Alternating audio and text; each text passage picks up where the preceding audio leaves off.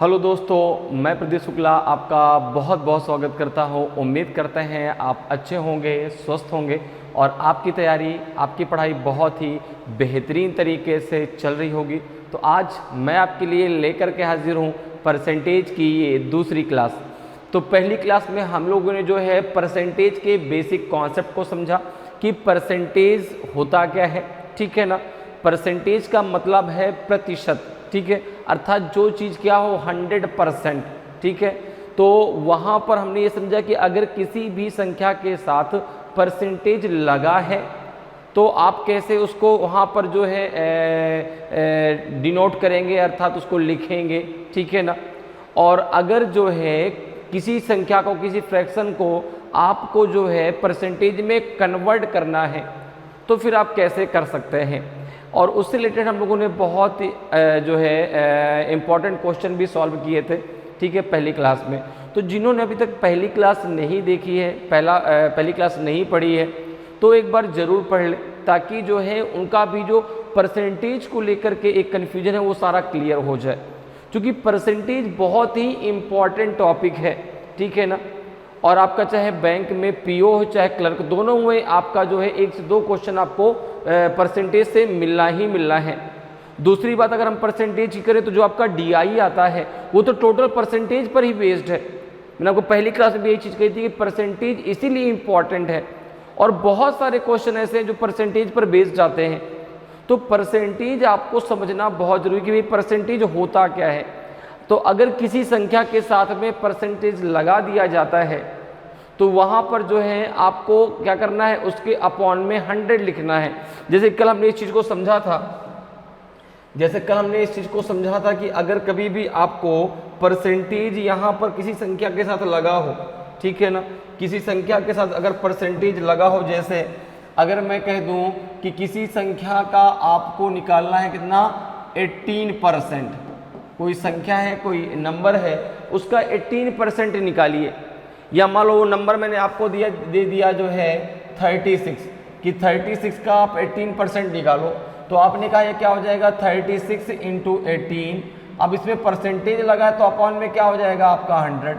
अब इसको हम सॉल्व कर लेंगे, जो आएगा वो हमारा आंसर हो जाएगा, ठीक है ना। तो जब भी किसी संख्या के साथ परसेंटेज लगा होता है तो वहाँ पर बात आती है किसकी, 100 की।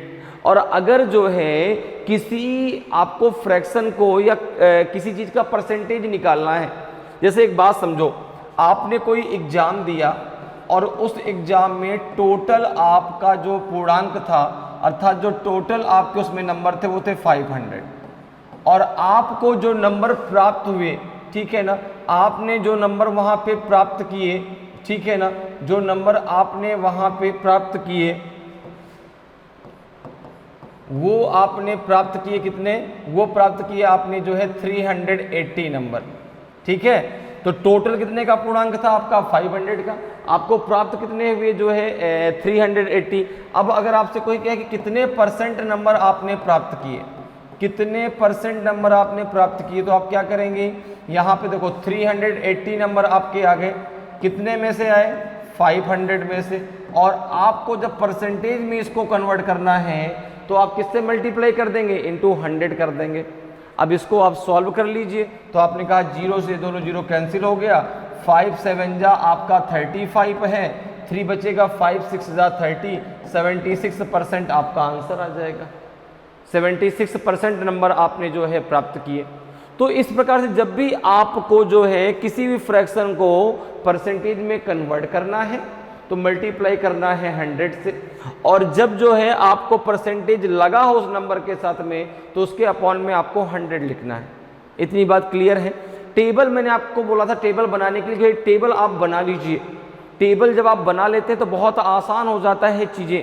जैसे कि हम लोगों ने टेबल बनाना भी सीखा था। जैसे मान लो यहाँ पर अब 1/5 है, ये फ्रैक्शन दिया है, ये कितने परसेंट के बराबर होता है, तो आपने कहा 20% के बराबर होता है। अब अगर कहीं पे 20% लिखा है तो उसको आप डायरेक्ट 1/5 लिख सकते हैं। अगर इसी प्रकार से देखो, हमने पढ़ा था कि अगर 2/5 है तो इसको हम 40% लिख सकते हैं। कितना लिख सकते हैं, 40%। अगर 3/5 है तो ये हो जाएगा आपका 60%। अगर 4/5 है तो ये हो जाएगा आपका 80%, और जो है अगर 5/5 है तो हो जाएगा 100%। अब सपोज करो कोई क्वेश्चन आ गया, आपसे कहा गया कि आप मुझे बताएं कि 360 का 80% कितना होगा। 80% ऑफ 360, क्वेश्चन एक आपसे पूछ लिया गया कि 80% ऑफ 360। अब देखो आपने यहाँ पे लिखा कि भाई 360 इंटू, अब 80/100 से लिखने से अच्छा है डायरेक्ट आप लिख दो 4/5। डायरेक्ट आप यहाँ पे 4/5 लिख सकते हैं। अब 4/5 में 5 से इसको आप कैंसिल कर दीजिए, तो 5 7 जा आपका 35, 5 2 जा 10, 4 2 जा 8 और 4 7 जा 28, 288 आपका आंसर आ गया। 288 आपका आंसर आ गया। तो इसलिए जो है आप जब फ्रैक्शन के रूप में परसेंटेज को याद रखते हैं तो बहुत आसान हो जाता है आपके लिए परसेंटेज। और फ्रैक्शन के रूप में कैसे याद रखेंगे, क्या जो है उसको रटेंगे, क्या नहीं, रटने वाला काम ही नहीं करना है। आप टेबल खुद से बनाइए। जैसे आपको 1/14 निकालना है, अब 1/14 कितने परसेंट के बराबर होगा, 1/14 कितने परसेंट के बराबर होगा हमें नहीं पता। इसको हम कैसे बना सकते हैं, तो 1/14 इंटू हम यहाँ पे 100 कर देंगे। ये कितना हो जाएगा आपका 100 अपॉन हो जाएगा 14, किससे 2 से काट दें तो ये कट जाएगा कितनी बार, 5 50 आ जाएगा, ये 7 आ जाएगा, ये हो जाएगा आपका 7 7 जा 49, 1/7%। अब एक चीज देखो, 7:1/7% अगर कहीं पे लिखा है तो डायरेक्ट उसको आप 1/14 लिख सकते हैं। तो इस प्रकार से आप खुद से टेबल बनाइए, ठीक है ना। मैंने आपको कुछ फ्रैक्शन बताए भी थे, 1 to 20 तक बताए थे, लेकिन आप सबका अलग अलग निकालो कि 1/2, फिर 3/2, फिर 4/2, ऐसे करके आप जरा निकालिए, देखिए कितना आसान हो जाता है आपके लिए। चाहे जितना बड़ा फ्रैक्शन आ जाए आप आसानी से निकाल के आंसर बता सकते हैं इसका ये होगा। कितना बड़ा परसेंटेज है उसको तुरंत फ्रैक्शन में बदल दीजिए, आसानी से आप आंसर कर पाएंगे। तो चूंकि परसेंटेज है आसान, लेकिन उसको अब आसान और कैसे आसान बनाएं वो आप पर डिपेंड करता है। और किसी चीज को आप रट नहीं सकते, मेरा मानना ये है। आप उसको जितना अपने से करेंगे ना, प्रैक्टिकल करेंगे। भाई कोई भी टॉपिक है, अगर किसी कॉन्सेप्ट को हमें याद रखना है तो कॉन्सेप्ट हमें तभी याद रहेगा जब उस टॉपिक के हमने नंबर, आप क्वेश्चन अच्छे खासे किए होंगे। अगर हमने 10-15 क्वेश्चन कर लिए तो क्या हमको वो टॉपिक याद रहेगा? नहीं याद रहेगा। कुछ दिन तो याद है, कुछ दिन के बाद हम भूल जाएंगे उसको। लेकिन अगर हमने अच्छे खासे उसके क्वेश्चन की प्रैक्टिस की है तो वो टॉपिक भी और वो कॉन्सेप्ट भी हमें एकदम दिमाग में बैठ जाएगा। क्लियर है? तो यहाँ पर देखो आपका इस प्रकार से आपको परसेंटेज आप जो है फ्रैक्शन का निकाल भी सकते हैं याद रखने के लिए, ठीक है ना। और बिल्कुल अगर अभी तक आपने टेबल नहीं बनाई तो मैं कहूँगा बिल्कुल बना लीजिए, ठीक है। तो ये जो हम लोगों ने पहली क्लास में पढ़ा था उसका थोड़ा सा मैंने आपको रिवीजन करा दिया। चलिए आज की जो क्लास है वो टोटल आपकी क्वेश्चन पर बेस्ड होने वाली है। आज जो है हम लोग जो है जो क्वेश्चन अभी तक जो है कहीं ना कहीं बैंक के पीओ या क्लर्क में पूछे जा चुके हैं उन क्वेश्चन को जो है हम लोग सॉल्व करने वाले हैं, ठीक है ना। तो चलिए क्लास को स्टार्ट करते हैं भाई। अब देखिए आज की क्लास का पहला क्वेश्चन है ये आपका कि A is 40% less than B and C is 50% of the sum of A and B। The difference between A and B is what percentage of C। A B से 40% कम है और C A और B के योग का 50% है। A और B के बीच का अंतर C का कितना प्रतिशत है? अब देखो जरा इसको करेंगे कैसे। हमने पढ़ा है परसेंटेज, परसेंटेज मतलब होता है 100, ठीक है ना। तो अब यहाँ पर हमने मान लिया क्या दिया है कि A is 40% less than B। 3 लोग हैं, एक A है, एक B है और तीसरा एक C है, ठीक है। अब यहाँ पर देखो जो है अगर मैं कहूँ कि किसी चीज को 100 मान के चलो, हमको XYZ मानने की जरूरत ही नहीं है, हम डायरेक्ट अब उस चीज को क्या मान सकते हैं? 100 मान सकते हैं। अब 100 मानने से क्या होगा? 100 मानने से आपके लिए क्वेश्चन आसान हो जाएगा। देखो कैसे, जैसे हमने मान लिया कि भाई B का जो नंबर था, B के पास जो नंबर थे वो 100 थे, ठीक है ना। बी के पास जो चीज थी वो 100% थी, अर्थात 100 थी। अब कह रहा है कि ए इज 40% लेस देन बी। अब एक चीज बताओ, 100 का 40% कितना होगा? 40 होगा।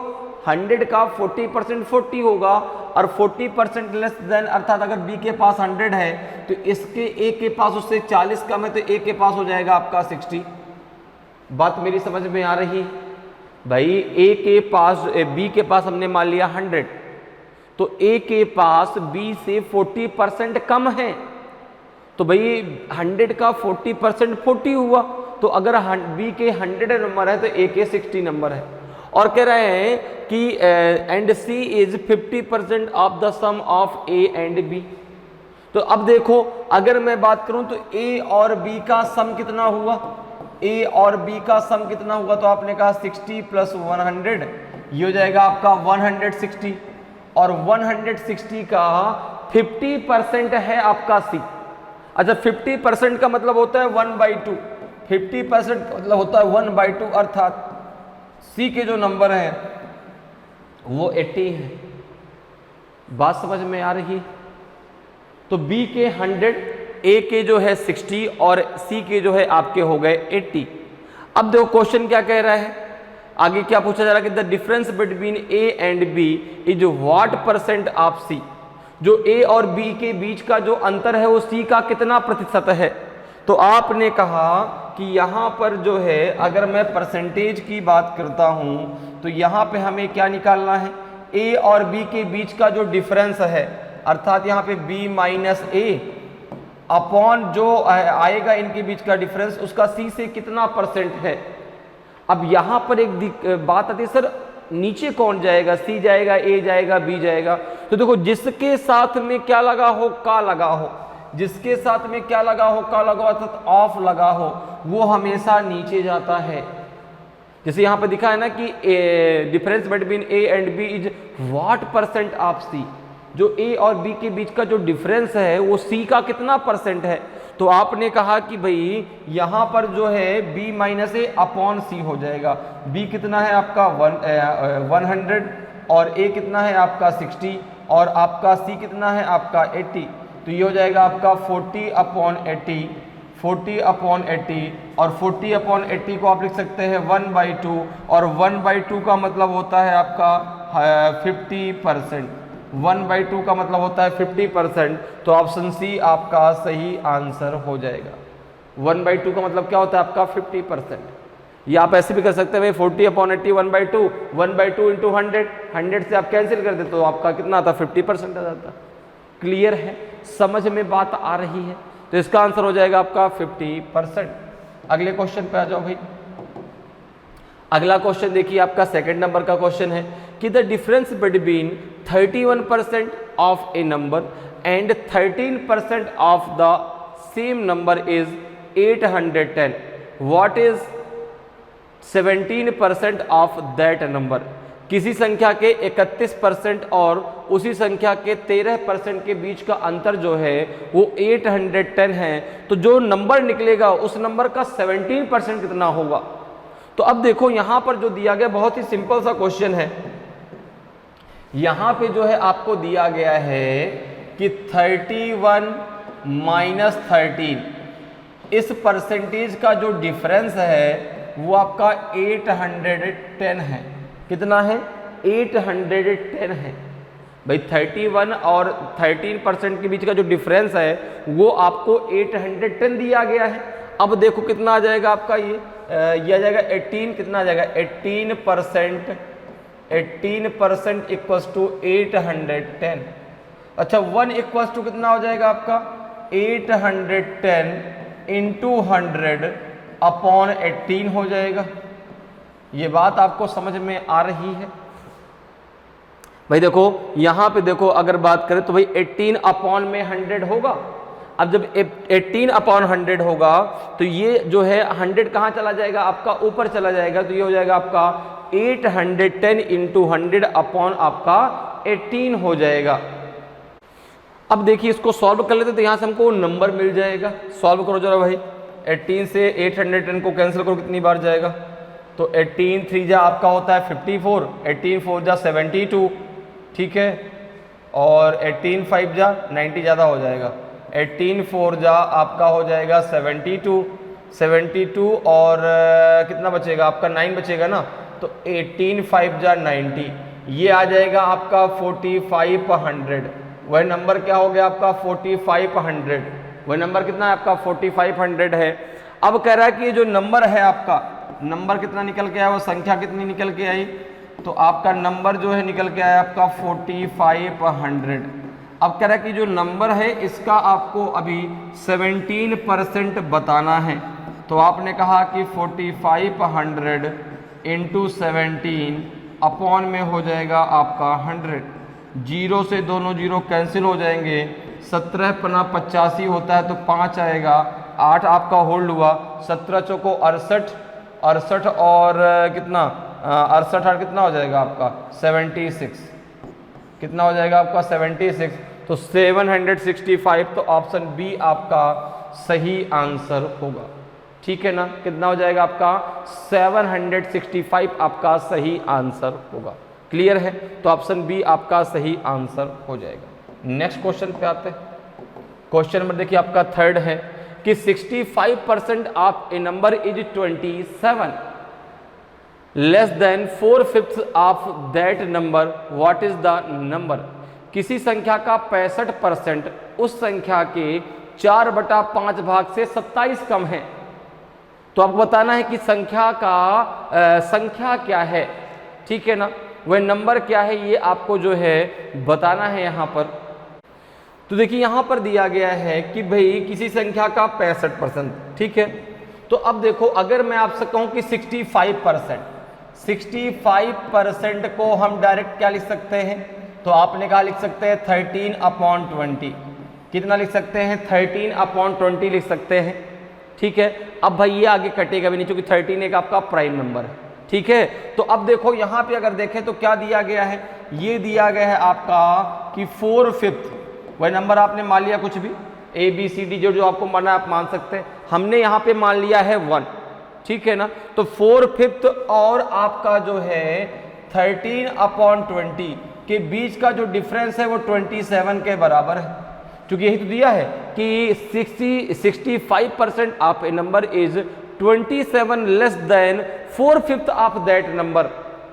ठीक है ना, तो वो जो आपका जो है किसी संख्या का जो 65% है उस संख्या के 4/5 भाग से 27 कम है, तो संख्या आपने 1 मानी, उसका 65% कितना हो गया 13/20, इसको हम लिख सकते हैं। तो इन दोनों के बीच का डिफरेंस 27 है। अब देखो जरा यहाँ पे इसका एलसीएम ले लो, कितना आ जाएगा आपका 20 हो जाएगा, 5 4 जा 20, तो 4 4 जा 16 हो जाएगा, ये आपका 13 आ जाएगा इक्वल्स टू 27 है, तो ये आ जाएगा आपका 3/20 इक्वल्स टू 27 के, तो 1 इक्वल्स टू किसके हो जाएगा, 1 इक्वल्स टू हो जाएगा आपका 27 इंटू 20 अपॉन हो जाएगा 3 9 जा आपका 27, 1 इक्वल्स टू हो जाएगा आपका 180, 1 इक्वल्स टू हो जाएगा आपका 180, अर्थात वह संख्या है आपकी 180, तो ऑप्शन ए आपका सही आंसर हो जाएगा। वह संख्या कितनी है आपकी, वह संख्या है आपकी जो है 180, तो ऑप्शन ए जो है आपका सही आंसर होगा। क्लियर है, तो कैलकुलेशन आपको बिल्कुल सही करना है। कैलकुलेशन करने में कोई जल्दबाजी नहीं करिए, जल्दबाजी करिए तो जो है सटीक कैलकुलेशन करिए, क्योंकि कैलकुलेशन जितना आप सही करेंगे उतना जल्दी आपका आंसर भी आएगा, सही आंसर आएगा। क्योंकि एक चीज ध्यान रखना कि बैंक में जो है आपका चाहे पीओ हो चाहे क्लर्क हो, जो ऑप्शन आते हैं वो 5 आते हैं, और 5वां ऑप्शन हमेशा हमें कंफ्यूज करता है, नन ऑफ दीज। तो अगर थोड़ा सा भी कैलकुलेशन आगे पीछे हो गया तो हमारे दिमाग में आता है सर ये तो आंसर हो सकता है क्योंकि नन ऑफ दीज दिया है, हम उसको टिक कर देते हैं, आगे बढ़ जाते हैं। इसलिए कैलकुलेशन बहुत ध्यान से करना है। ठीक है, तो यहाँ पे आंसर क्या हो जाएगा आपका जो है ऑप्शन ए जो है आपका सही आंसर होगा। अगले क्वेश्चन पे आते हैं। अगला क्वेश्चन देखिए आपका जो है 4th नंबर का क्वेश्चन है कि the difference between the value of a number increased by 25% and value of the original number decreased bye 30% is 88, what is the original number. किसी संख्या के मान में 25% की वृद्धि और मूल संख्या के मान में 30% की कमी के बीच का जो अंतर है वो 88 है, तो आपसे पूछा गया कि बताइए मूल संख्या क्या है। तो देखिए हमसे पूछा गया है ओरिजिनल नंबर। हमने मान लिया कि ओरिजिनल नंबर जो है, जो ओरिजिनल नंबर है वो है आपका 100, ठीक है ना। ओरिजिनल नंबर जो है वह है आपका 100, ठीक है, क्लियर। अब देखो कह रहा है कि the difference between the value of a number increase by 25% and decrease by आपका 30%। तो एक चीज जरा समझो, आपने 100 ओरिजिनल नंबर माना तो 100 का 25% कितना हो जाएगा आपका 125। तो जो इंक्रीज वैल्यू है, जो इंक्रीज होने के बाद जो नंबर आएगा, जो इंक्रीज होने के बाद जो नंबर आ जाएगा वो हो जाएगा आपका 100 प्लस 25, तो इक्वल्स टू हो जाएगा आपका 125। अच्छा डिक्रीज मतलब उसमें घट गया, तो डिक्रीज होने के बाद जो नंबर आएगा, तो आपने कहा भाई ओरिजिनल नंबर है 100 का 30% है 30, इसमें 30% डिक्रीज हो रहा, तो ये हो जाएगा आपका 70, ये हो जाएगा आपका 70। तो आप इसको डायरेक्ट लिख सकते हैं कि भाई अगर इंक्रीज है तो 100 में प्लस करना है, डिक्रीज है तो 100 में माइनस करना है, सिंपल सी बात, ठीक है।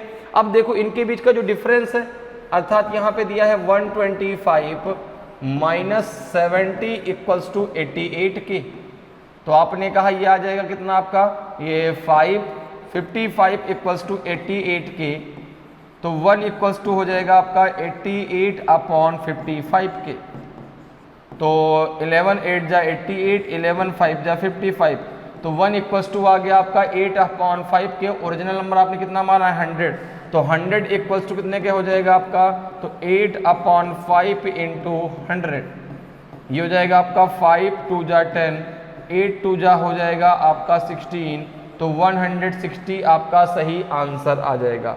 तो जो है नंबर है वह है आपका 160, ठीक है। जो ओरिजिनल नंबर कितना आपका 160, तो ऑप्शन डी आपका सही आंसर हो जाएगा। क्लियर, समझ में बात आ रही है। तो अब आपको x y z कुछ भी मानने की जरूरत नहीं, डायरेक्ट आप 100 मानिए और आप आसानी से जो है क्वेश्चनों को सॉल्व कर सकते हैं। क्लियर, नेक्स्ट क्वेश्चन पे आते हैं। अब देखिए आपका 5th नंबर का क्वेश्चन है कि what is 45% of 20% of 4/5 of 1050। 1050 के 4/5 के 25% का 45% क्या है? ऑफ का मतलब होता है मल्टीप्लाई। सिंपल सी बात है, क्वेश्चन आपसे कह रहा है, क्वेश्चन आपसे कह रहा है कि भाई जो 1050 है ऑफ 4/5, इसका जो है 4/5 है, उसका 25% एंड उसका 45%। अब देखो एक चीज जरा समझो, 1050 इंटू 4/5, 25% को आप लिख सकते हैं 1/4 इंटू हो जाएगा आपका जो है कितना हो जाएगा आपका ये 9 अपॉन हो जाएगा 20, 9 अपॉन हो जाएगा 20, ठीक है। 45% को आप क्या लिख सकते हैं 9 अपॉन 20 लिख सकते हैं, ठीक है। तो इतनी बात क्लियर है। अब देखो यहाँ पे 4 से 4 आपका कैंसिल हो गया, ये 0 से आपका ये 0 कैंसिल हो गया, 5 से आप इसको कैंसिल कर दो तो हो जाएगा आपका 5 2 जा 10, 5 1 जा 5 इंटू हो जाएगा आपका 9 अपॉन हो जाएगा आपका 2, तो 9 1 जा 9, 9 2 जा 18 अपॉन 2, 2 9 जा 18 और 2 4 जा 8, 2 5 जा 10, 94.5 आपका आंसर आ जाएगा। 94.5 आपका आंसर आ जाएगा, तो ऑप्शन सी आपका सही आंसर हो जाएगा। तो बस कैलकुलेशन सही करिए, आंसर अपने आप आपके सामने होगा। मैं हूं आंसर, मुझे टिक करो। तो कैलकुलेशन सही करना है, आंसर कभी भी आपका गलत नहीं होगा, ठीक है। तो कैलकुलेशन करने में फास्ट भी करिए और एक्यूरेसी का बहुत ध्यान दीजिए। तो यहाँ पे ऑप्शन सी आपका सही आंसर हो जाएगा। और फ्रैक्शन को जो है जल्दी से जल्दी जो है कह सकते हैं परसेंटेज को फ्रैक्शन में कन्वर्ट करना सीख जाइए। अगर फ्रैक्शन परसेंटेज को आप फ्रैक्शन में कन्वर्ट करना सीख जाते हैं तो दिमाग में करिए, ठीक है ना। चीज़ों को जो है दिमाग में जितना जल्दी आप कर लेंगे उतनी जल्दी आपका आंसर आ जाएगा, ठीक है। क्लियर है। तो इसका आंसर हो जाएगा 94.5। नेक्स्ट क्वेश्चन पे आते हैं। देखिए 6 नंबर का क्वेश्चन है कि when A number is increased by 60 it becomes 125% of itself, what is the number. जब किसी संख्या में 60 की वृद्धि की जाती है तो वह स्वयं की 125% हो जाती है, संख्या क्या है।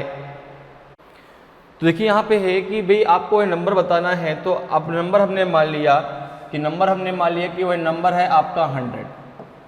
नंबर हमने मान लिया कि नंबर कितना है आपका 100। तो यहाँ पर देखो दिया है कि when A number is increased by 60 it becomes 125% of itself. तो अगर मैं कहूँ कि वह नंबर हमने 100 मान लिया है, तो कह रहा है कि जब उसमें 60 की वृद्धि की जाती है तो वह अपने का 125% हो जाता है। अर्थात अब यहाँ पर जो आपको दिया गया है वो दिया गया, अच्छा 100 का 125% क्या होगा आपका, जो है 125 ही तो होगा। तो भाई यहाँ पर जो आपको दिया गया वो दिया गया कि 125 और जो आपने नंबर माना है 100, इन दोनों के बीच का डिफरेंस आपका 60 ही तो है। भाई जब आप जो है जैसे आपने नंबर माना 100, तो 100 में जब आप 60 ऐड कर देते हैं तो वह जो संख्या है वो अपने आप का 125% हो जाती है, ठीक है ना, 125% हो जाती है। तो अगर मैं बात करूं कि नंबर मैंने 100 मान लिया तो 100 का 125% कितना होगा आपका 125 होगा। तो यहाँ पर इन दोनों के बीच का डिफरेंस ही तो 60 दिया है, तो आपने कहा ये हो जाएगा आपका 25 इक्वल्स टू आपका 60 के, तो 1 इक्वल्स टू हो जाएगा आपका 60/25 के, ठीक है ना। अब देखो यहाँ पर आपने नंबर कितना माना है 100, तो ये तो 1 की वैल्यू आ गई, 1 इक्वल्स टू ये, तो 100 इक्वल्स टू कितने का हो जाएगा, तो आपने कहा 60/25 इंटू हो जाएगा आपका 100, तो 25 4 जा 100, 6 4 जा 24, ये हो जाएगा 240। तो ऑप्शन बी आपका सही आंसर हो जाएगा। क्लियर, समझ में मेरी बात आ गई। भाई हमने मान लिया कि वह नंबर है आपका 100, ठीक है ना। अब जब 100 मान लिया तो अगर जो है उसमें 60 की वृद्धि की जाती है, इंक्रीज किया जाता है उसको 60, तो वह जो संख्या है वह अपने आप का 125% हो जाती है। तो 100 का 125% आपका 125 होगा। तो 125 और 100 के बीच का जो डिफरेंस है वो आपका 60 है। तो 25 इक्वल्स टू 60 के, तो 1 इक्वल्स टू 60/25 के। आप चाहे तो उसको और भी कट कर सकते हैं 5 से, ठीक है ना। तो कितना आ जाएगा आपका 12/5 आ जाएगा, वहाँ से भी आप निकाल सकते हैं, ठीक है, तो भी आपका 240 आएगा।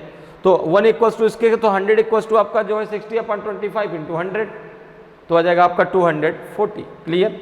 नेक्स्ट क्वेश्चन पे आते हैं। 7th नंबर का क्वेश्चन है कि a number is first increased by 16:2/3% and then decreased by 15% to get 357. What is 37.5% of that number? एक संख्या को पहले 16 से ही 2/3% बढ़ाया जाता है और फिर 15% घटाकर 357 प्राप्त किया जाता है। तो उस संख्या का 37.5% क्या है। तो देखिए जो है भाई यहाँ पे दिया गया है कि a number is first increase by 16:2/3%। अब एक चीज देखिए, 16:2/3% को आप डायरेक्ट लिख सकते हैं 1/6। कितना लिख सकते हैं 1/6 लिख सकते हैं, ठीक है ना। अब देखो कि अगर जो है, अब यहाँ पर आपने मान लिया कि आपका जो पहले नंबर था वो 6 था, अब देखो 1 बढ़ गया तो अब नंबर हो गया आपका 7, अर्थात ये नंबर हो जाएगा आपका 7/6, ठीक है भाई। पहले जो है आपका 16:2/3% को आप लिख सकते हैं 1/6। तो आपने कहा कि भाई पहले नंबर अगर आपका 6 था तो अब 1 बढ़ गया तो अब हो गया आपका 7/6। अब कह रहा है कि एंड देन डिक्रीज बाई 15%। अब जो ये नया नंबर आया इसको जो है 15% जब घटा दिया गया तो आपको कितना प्राप्त हुआ 357। तो यहां पर देखो अब 15% को आप डायरेक्ट लिख सकते हैं कितना जो है 3/20। 15% को कितना लिख सकते हैं 15% को आप लिख सकते हैं 3/20 और ध्यान रखिएगा 37.5% को आप लिख सकते हैं 3/8। इस चीज को याद रखिएगा। अब देखो फ्रैक्शन के माध्यम से आप कितनी आसानी से कर सकते हैं। अब देखो तो ये संख्या जो है आपकी कितनी हो गई 7/6। अब कह रहे हैं कि जो 7/6 है इसका 15% अगर घटा दिया जाए तो आपको 357 मिल जाता है। अर्थात यहाँ पे आपका 7/6 माइनस 7/6 का 15%, अर्थात उसको हम क्या लिख सकते हैं 3/20। इनके बीच का जो डिफरेंस है वो आपका 357 है। क्योंकि जब इसमें से जो है इसको डिक्रीज किया जाता है 7/6 का 15% डिक्रीज किया जाता है तो वहां पे आपको 357 मिल जाता है। तो अब 15% को आप लिख सकते हैं 3/20। अब देखो यहाँ पे अगर आप 7/6 को अगर आप बाहर ले लेते हैं तो हो जाएगा 1 - 3/20 इक्वल्स टू हो जाएगा आपका 357। ठीक है, तो यहाँ कितना हो जाएगा आपका 7/6 इंटू हो जाएगा आपका 17/20 इक्वल्स टू 357। तो यहाँ पे हो जाएगा आपका 1 इक्वल्स टू हो जाएगा आपका 357 इंटू 120 अपॉन में हो जाएगा आपका 119। 17 7 जा 119 होता है, 11 3 जा 33, तो 3 टाइम चला जाएगा तो ये बचेगा आपका 360, ये बचेगा आपका 360। तो 1 इक्वल्स टू आ जाएगा आपका 360 का, अर्थात वह जो नंबर है वो आपका हो गया 360। अब पूछ रहा है कि इसका 37.5% कितना होगा। ठीक है ना, 360 का आपका 37.5% कितना होगा। तो आपने कहा इसको हम लिख सकते हैं 3/8। ठीक है, तो 8 से इसको कैंसिल कर दीजिए, कितनी बार कैंसिल होगा ये। तो आपने कहा 8 4 जा 32 और 8 5 जा आपका हो जाएगा 8 5 जा 40। ठीक है, 3 5 जा 15, 3 4 जा 12 और 1 हो जाएगा आपका कितना 12 और 1 हो जाएगा आपका 13। 135 आपका सही आंसर आ जाएगा। 135 आपका सही आंसर होगा, तो नॉन ऑफ दीज आपका सही आंसर हो जाएगा। ठीक है, तो 360 का आपका जो है 37.5% कितना हो जाएगा 135 हो जाएगा। तो जब आप फ्रैक्शन के द्वारा करते तो बहुत आसानी से और कम समय में आप क्वेश्चन को सॉल्व कर सकते हैं। क्लियर। नेक्स्ट क्वेश्चन पे आते हैं। नेक्स्ट क्वेश्चन देखिए आपका जो है 8th नंबर का क्वेश्चन है कि if the difference between 62% and 80% of a number is 396, तो then the difference between 92% and 56% of the number will be. यदि किसी संख्या के 62% और 80% के बीच का अंतर 396 है तो संख्या के 92% और 56% के बीच का अंतर क्या होगा। तो आपने कहा बहुत सिंपल। देखो यहाँ पे आपको जो दिया गया है वो दिया गया है आपको कि 80 और 60 कितना 62, 80 और 62% के बीच का जो डिफरेंस है वो है आपका 396। तो यहाँ से आपको जो है वह नंबर मिल जाएगा। ठीक है ना, तो अब यहाँ पर देखो इसका कितना आ जाएगा, ये आ जाएगा आपका 10 में से 2 गया तो 8, 18% इक्वल्स टू 396। तो 1 इक्वल्स टू हो जाएगा आपका 396 इंटू 100 अपॉन हो जाएगा आपका 80। तो ये कितना आ जाएगा आपका, ये आ जाएगा आपका 2200। कितना आ जाएगा 2200। 18 2 जा 36 और 18 2 जा 36 तो कितना 2200 आ जाएगा। तो वह नंबर आ गया आपका 2200। अब कह रहा है कि इस नंबर का जो है आपका 92 और 56% के बीच का डिफरेंस कितना होगा। तो आपने कहा कि 92 और 56% के बीच का डिफरेंस है कितना। तो ये है आपका 92 माइनस 56, इसका डिफरेंस कितना आएगा। तो आपने कहा ये आ जाएगा आपका 36%। तो आप जो है अब 2200 का 36% निकाल दीजिए। ठीक है ना, तो अपॉन में 100 आ जाएगा, 0 से 0 कैंसिल हो जाएगा। 36 और 22 का आप मल्टीप्लाई कर लीजिए। तो 36 में आप 22 का मल्टीप्लाई जब करेंगे तो सबसे पहले आप 20 का मल्टीप्लाई कर लीजिए, तो 0 आ जाएगा। 2 6 12, ठीक है, और ये जाएगा आपका 7, ये हो जाएगा आपका 72। कितना हो जाएगा 2 9 और 7, तो ये आ जाएगा आपका 792। 792 उनके बीच का डिफरेंस हो जाएगा। 792 उनके बीच का डिफरेंस हो जाएगा। तो यहाँ पर आंसर जो होगा वो होगा आपका नन ऑफ दीज। कितना हो जाएगा? None of these. क्लियर, समझ में आया भाई? पहले आपको 80 और 62% का डिफरेंस दिया गया था 396। तो यहाँ पे जो है आपको चलेगा 1 इक्वल टू कितना आ गया 2200, अर्थात वह नंबर मिल गया आपका 2200।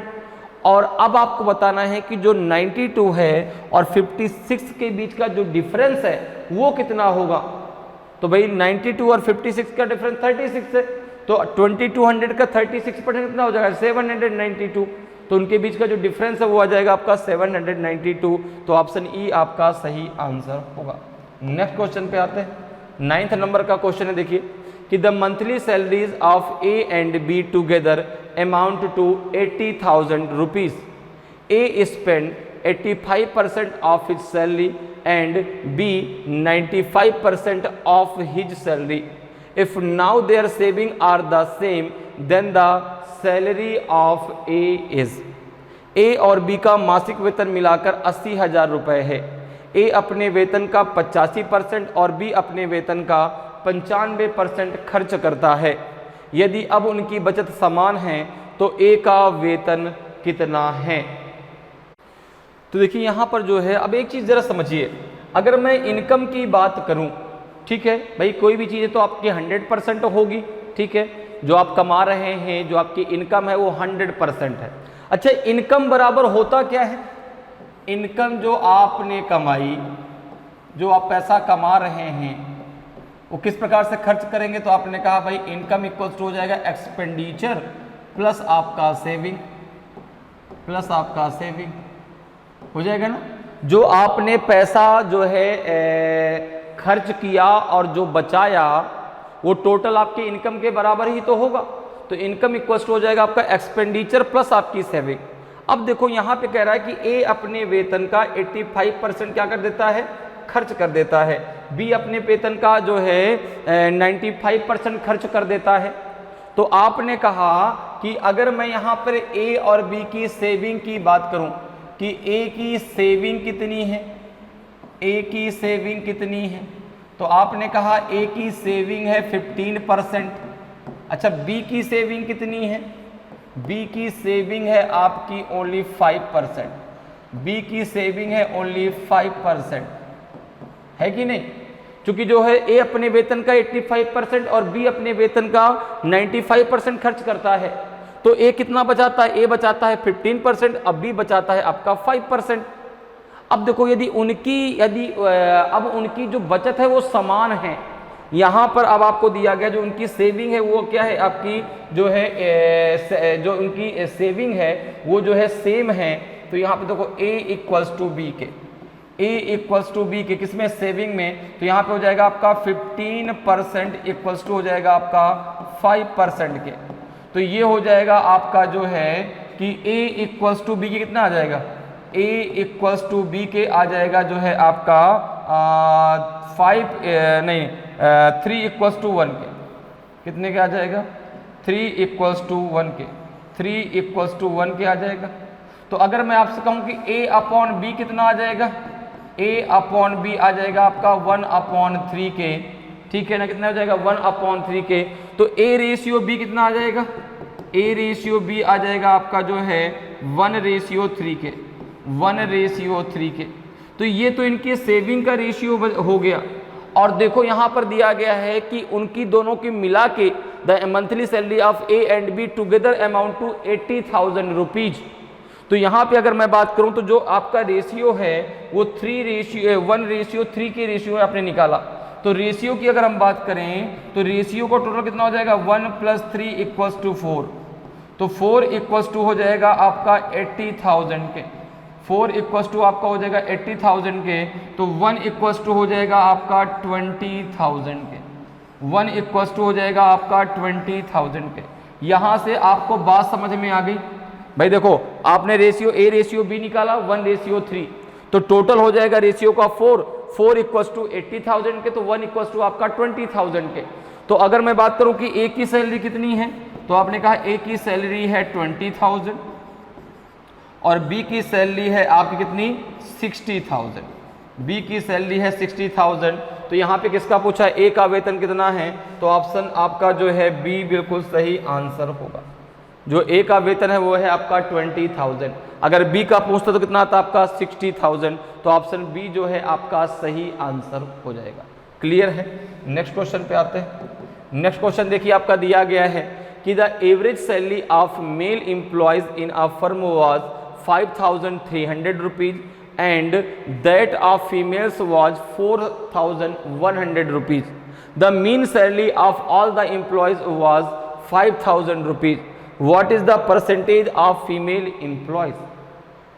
एक फर्म में पुरुष कर्मचारियों का औसत वेतन 5300 रुपये था और महिलाओं का औसत वेतन 4100 रुपये था। सभी कर्मचारियों का औसत वेतन 5,000 रुपये था, तो महिला कर्मचारियों का प्रतिशत कितना है? देखिए बहुत सिंपल है, या फिर सीधे आप एलिगेशन रूल लगा दो, एक मेल और फीमेल, मेल और फीमेल। अब यहाँ पर दिया गया है कि जो है मेल का औसत वेतन कितना था, तो आपने कहा 5,300 रुपीज। फीमेल का कितना था, तो आपने कहा कि 4,100 रुपीज, 4,100 रुपीज, 4,100 रुपीज। और जो इनका मीन जो आपका जो है वेतन था वो था 5,000, तो मीन को बीच में रख दो। आप यहाँ पे एलिगेशन का रूल लगा दीजिए। एलिगेशन ये है कि एक बार जो है आप 5,300 से 5,000 को माइनस कर दीजिए, तो उसको यहाँ पे रख दीजिए, और एक बार जो है 5,000 से 4,100 को माइनस कर दीजिए, उसको यहाँ पे रख दीजिए।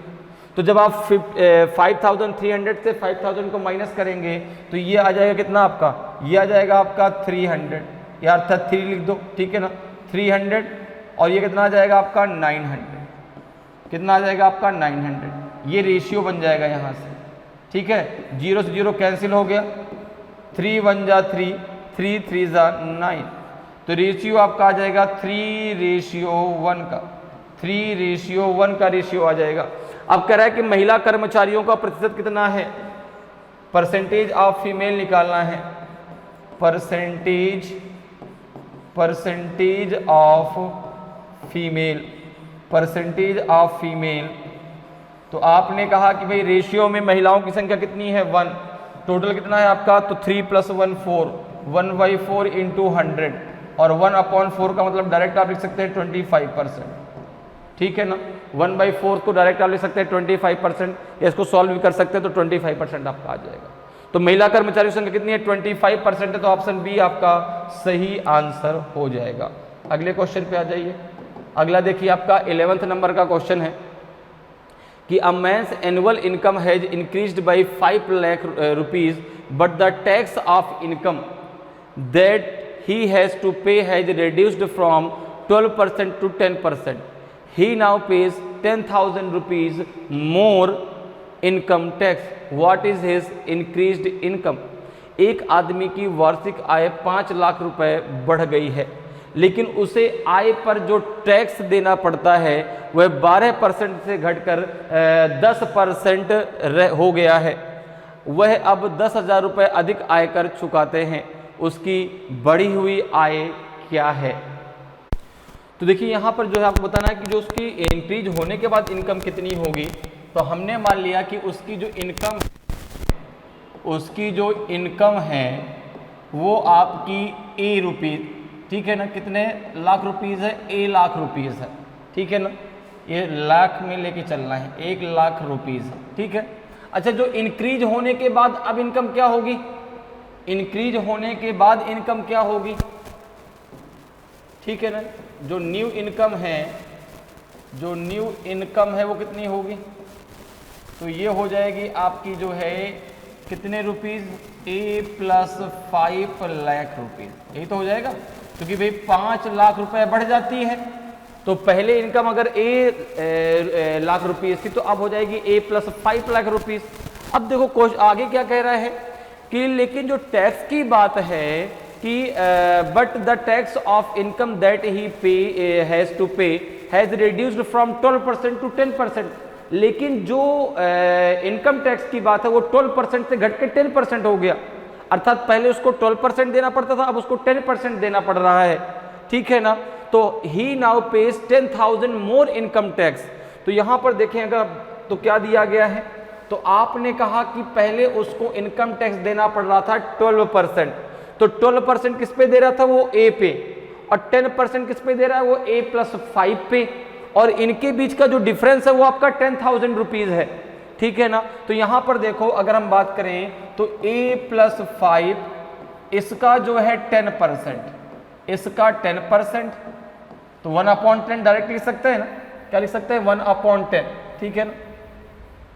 इसको आप डायरेक्ट लिख सकते हैं कितना, या फिर आप 10% 10/100 ही लिख रही है, कोई दिक्कत नहीं है।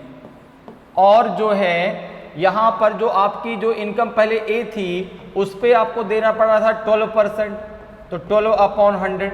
अब ये 0.1 लाख के बराबर होगा, क्योंकि बात हो रही है लाख में और यहां दिया गया है आपका 10,000 रुपीज, तो 10,000 बराबर क्या हो जाएगा आपका 0.1 लाख रुपीज के, तो 0.1 के बराबर हो जाएगा, ठीक है ना। क्लियर है, ये बात समझ में आ रही है। इसको अब मैं लिखे भी दे रहा हूं कि 10,000 इक्वल्स टू हो जाएगा आपका 0.1 लाख के बराबर, ठीक है, ताकि आपको कोई कंफ्यूजन ना हो, ठीक है, क्लियर है। तो यहाँ पे 0.1 आ गया। अब देखो इसको जरा सॉल्व कर लो, यहाँ पे कितना आएगा, तो ये हो जाएगा आपका कितना, ये हो जाएगा आपका जो है 100 से 100 इधर ले जाओ तो जाएगा आपका 10a प्लस का आपका 50 माइनस 12a, और ये आप जब 100 के से मल्टीप्लाई करेंगे तो आ जाएगा आपका 10 लाख, ठीक है।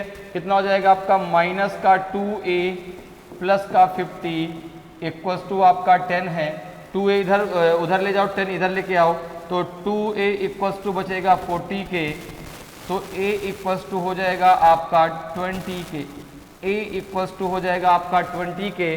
तो पहले जो उसकी इनकम थी वो थी आपकी 20 लाख, पहले जो इनकम थी वो थी उसकी 20 लाख रुपीस। अब जो इनकम है, ठीक है ना, जो न्यू इनकम है उसकी, जो न्यू इनकम है वो हो जाएगी आपकी 25 लाख रुपीस। कितनी हो जाएगी 25 लाख रुपीस। तो यहाँ पे देखो ऑप्शन जो है आपका डी बिल्कुल सही आंसर हो जाएगा। उसकी जो 5 लाख रुपए जब उसकी इनकम बढ़ जाएगी तो अब उसकी इनकम हो जाएगी 25 लाख रुपीस, तो ऑप्शन डी आपका सही आंसर होगा। अगले क्वेश्चन पे आ जाइए। अगला क्वेश्चन देखिए आपका 12th नंबर का क्वेश्चन है कि question mark plus 30.01% of 651 divided by 25.05% of 59.98 equals to 135। Find the value of question mark. अब देखो ऐसे क्वेश्चन को करना कैसे है, ऐसे क्वेश्चन को आपको अप्रोक्सीमेट नंबर मान के करना है। जैसे यहां पे हमने क्वेश्चन मार्क मान लिया ए प्लस आपका दिया है 30.01%, फिर दिया है किसका आपका जो है, तो ये दिया 651 का आपको कितना निकालना है 30.01%, ठीक है, 30.001%। फिर आपका डिवाइड है 25, अब ये जो है किसका 59.98 का आपको निकालना है कितना 25.05%, और ये बराबर में किसके है 135 के। तो आप देखो इसको एक अप्रोक्स वैल्यू मान के कर लो। जैसे हमने यहाँ मान लिया a प्लस, हमने 651 को मान लिया 650, ठीक है, 30.01 को हमने मान लिया 30%, अपॉन में 100 हो जाएगा, डिवाइडेड ये कितना है आपका, इसको हमने मान लिया 60, इसको हमने मान लिया 60 और इसको मान लिया 25%, इसको हमने मान लिया 25%, इक्वल्स टू हो जाएगा आपका 135 के, किसको जाएगा 135 के, ठीक है। अब देखो इसको जब आप सॉल्व करेंगे कितना आ जाएगा आपका, ये जीरो से दोनों जीरो कैंसिल हो जाएंगे, 3 5 जा 15 और 3 6 जा 18 और 1 हो जाएगा आपका 19। ये डिवाइड यहाँ पे कितना आ जाएगा आपका, तो आपने कहा 25 चौको 100, 15 चौको 60, 15 आ जाएगा। 15 से जरा इसको डिवाइड करो, ये बराबर हो जाएगा 135 के। 15 से इसको डिवाइड कर दो तो a प्लस कितना हो जाएगा, 15 1 जा 15, 15 3 जा आपका हो जाएगा 45 इक्वल्स टू 135। तो a इक्वल्स टू हो जाएगा आपका 135 माइनस 13, तो कितना आ जाएगा आपका a इक्वल्स टू आ जाएगा आपका 122। कितना आ जाएगा आपका 122। तो a की जो वैल्यू है वो आपकी 122 हो जाएगी। तो ऑप्शन बी आपका सही आंसर हो जाएगा। तो जब ऐसे क्वेश्चन आते हैं ना तो उनको आप अप्रॉक्स मान के आसानी से सॉल्व कर सकते हैं। भाई क्वेश्चन देख के अगर हम 25.05% निकालेंगे तो काफ़ी लेंदी हो जाएगा ना। तो ऐसे क्वेश्चन आपको जो है केवल कंफ्यूज करने के लिए और आपको परेशान करने के लिए दिए जाते हैं। तो उसको वहाँ पे अप्रॉक्स वैल्यू मान लीजिए, ठीक है ना। जैसे हमने 651 को कितना मान लिया, 650 मान लिया। 30.01% को हमने 30% मान लिया। 25.05% को हमने कितना मान लिया, 25% मान लिया, और आसानी से हमारा आंसर आ गया। ठीक है, क्लियर। अगले क्वेश्चन पे आते हैं। अगला क्वेश्चन देखिए आपका जो है 13th नंबर का क्वेश्चन है, ये आज क्लास का लास्ट क्वेश्चन है। क्वेश्चन है आपका कि 4/3 of 25% of 18/19 of 76 equals to what. तो यहाँ पे जो है आपको बताना है इसकी वैल्यू कितनी होगी। तो यहाँ पर देखो 4/3, अब देखो ऑफ का मतलब क्या होता है 25%। तो यहाँ पे आपको दिया है 4/3 ऑफ मतलब मल्टीप्लाई 25% को आप क्या लिख सकते हैं, 25% को डायरेक्ट आप लिख सकते हैं 1/4। तो यहाँ पे आपका 25%, फिर ऑफ का मतलब मल्टीप्लाई 18/19 और यहाँ पे है आपका 76। इसकी वैल्यू कितनी होगी आपको बताना है। तो 4/3 इसका हो जाएगा आपका 1/4, इसका हो जाएगा आपका 18/19 और यहाँ पे है आपका इंटू 76। देखो यहाँ पे जब आप इसको सॉल्व करेंगे तो 4 से 4 कैंसिल हो जाएगा, 19 4 जा हो जाएगा आपको कितना, 19 4 जा हो जाएगा आपका जो है 76, ठीक है। और 3 6 जा आपका 18, तो ये आ जाएगा आपका 6 × 4 और 6 × 4 कितना आ जाएगा आपका 24। कितना आ जाएगा 24। तो ऑप्शन ए जो है आपका सही आंसर हो जाएगा। कितनी वैल्यू आएगी इसकी, 24 आएगी। तो ऑप्शन ए जो है आपका सही आंसर होगा। तो इस प्रकार से जो है आप परसेंटेज क्वेश्चनों को बहुत आसानी से और कम समय में सॉल्व कर सकते हैं। तो उम्मीद करते हैं कि आज की क्लास आपको बहुत अच्छे से समझ में आई होगी। अगर आज की क्लास आपको अच्छी लगी हो, आज का वीडियो आपको अच्छा लगा हो और अभी तक आपने वीडियो को लाइक नहीं किया तो वीडियो को लाइक ज़रूर करें। अगर आप नए हैं और अभी तक आपने चैनल को सब्सक्राइब नहीं किया तो चैनल को सब्सक्राइब जरूर कर लें, ताकि आपको क्लास की जानकारी समय समय पर मिलती रहे और आपकी तैयारी बेहतरीन तरीके से चलती रहे। तो आज के लिए इतना ही, फिर मिलेंगे। जय हिंद, जय भारत।